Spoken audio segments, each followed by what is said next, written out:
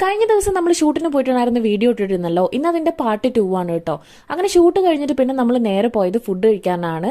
അവിടെ ഫേമസ് ആയിട്ടുള്ള നാരങ്ങാളി എന്ന് പറഞ്ഞിട്ടുള്ള റെസ്റ്റോറന്റ് പോയിട്ടാണ് കേട്ടോ ഫുഡ് കഴിച്ചത്.